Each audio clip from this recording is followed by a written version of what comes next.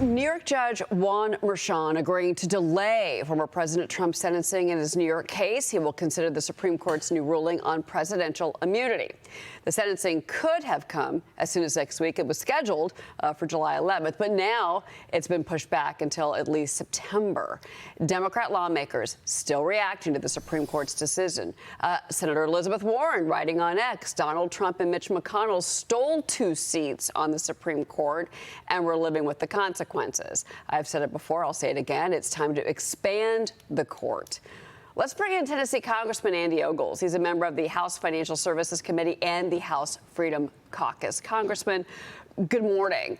So you also have New York Congresswoman Alexandria Ocasio-Cortez, who says that when you're back in session, which is next week, she's going to call for articles of impeachment against the Supreme Court justices. Your reaction? Well, this is absolutely ridiculous. You know, obviously the president should have immunity, but what they're trying to do is to make this conversation about Donald Trump.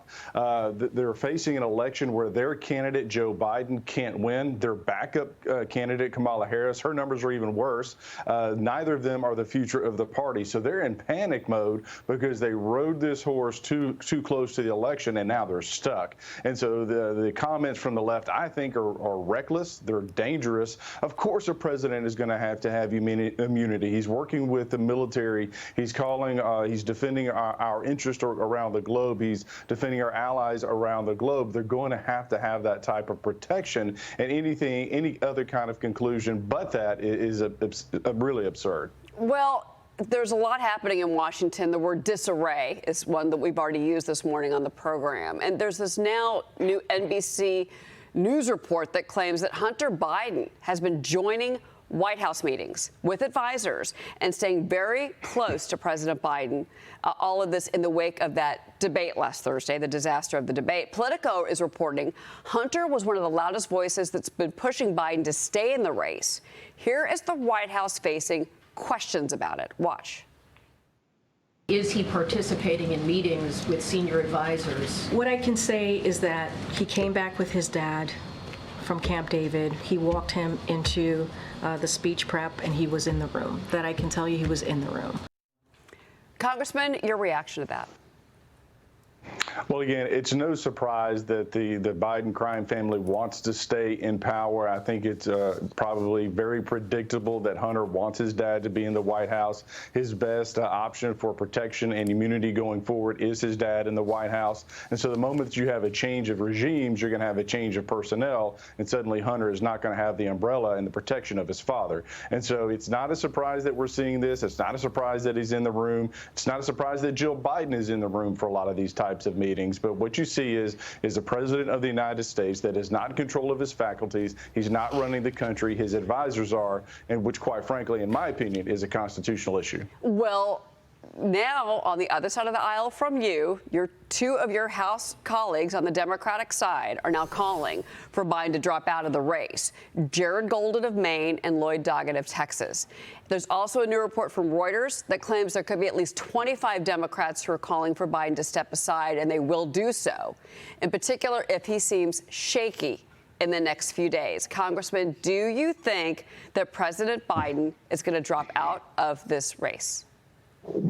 Well, shaky in the next few days. What about shaky for the last year? Oh, my goodness. Myself and many others for over a year now have been saying that Joe Biden is not fit for office and that it wouldn't be a surprise if they replaced him. Now, right after this debate performance where his cognitive decline was on full display, now they're paying attention. Now they recognize that there's a problem. Look, I was the first Republican that spoke to him at the State of the Union when he walked into the room. And look, and I'm not trying to be disrespectful, but the lights were on and nobody was home. And so now they're faced with this election. So could they replace him at their convention? Yes, they could. But then the problem is the money. They've raised all this money for the Biden-Harris campaign. They can't win with Joe Biden, and they know they can't win with Kamala Harris. So then they're faced with the problem of the FEC rules and what do they do with all the money they've raised. And the candidate that would replace him and or her would start from zero. Well, I have to push back on that just a little bit because, and this is a CNN poll,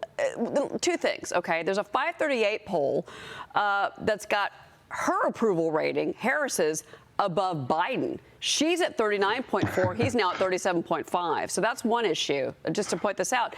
The other is the CNN poll that finds that if it was a matchup between Trump and Harris, that it's a narrower margin. Trump is still ahead, but only by 2 points. If it's Biden and Trump, it's worse. So I guess my point to you is, on the Republican side, you want Joe Biden to stay on the ticket.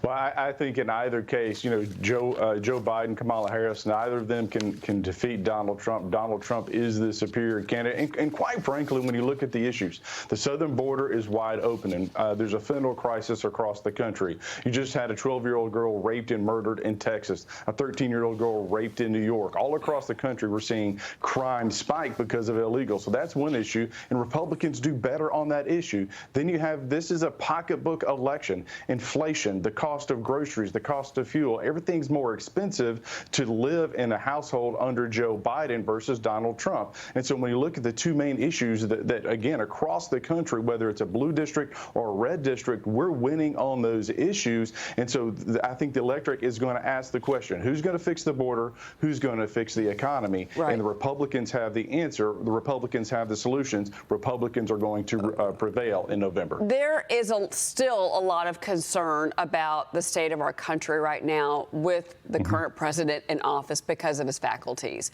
I want you to listen to what Carl Bernstein said about the president's current mental state. These are people, several of them, who are very close to President Biden, who love him, have supported him, and they are adamant that what we saw the other night, the Joe Biden we saw, is not a one-off, that there have been 15, 20 occasions in the last year and a half when the president has appeared somewhat as he did in that horror show, including some reporters, incidentally, who have witnessed some of them. Can Joe Biden finish his presidency, Congressman? Well, again, I think that's the question. I don't think the 25th Amendment will be invoked, and I would, hold the line saying that Kamala Harris, once she's on the debate stage, once she's out there campaigning, her numbers will plummet because, she's not as smooth and polished as, say, Gavin Newsom is, or maybe even Gretchen Whitmer. And so once she's out there, face forward, I think people will see her for who she is. And quite frankly, again, I think Donald Trump, when you compare the two, will shine just in the same way he shined against Joe Biden. Now, look, that bar was low because of Biden's cognitive decline, but Donald Trump held the line. He stuck to the issues. He didn't make it personal, and that's what the American people were wanting to see. And again, anecdotally, you go back to the rally that Donald Trump had in New Jersey, where 107,000 people showed up in New Jersey. I'm not talking about red Tennessee or red Florida. I'm talking about New Jersey, and that, again, is a testimony to the American people are sick and tired of this administration. They're sick and tired of the open border, and they're sick and tired of the crime. They want hope and change, which is to make America great again. Congressman Andy Ogles, thank you for joining us this morning. We hope you have a great 4th of July. We'll see you soon. You as well. God bless.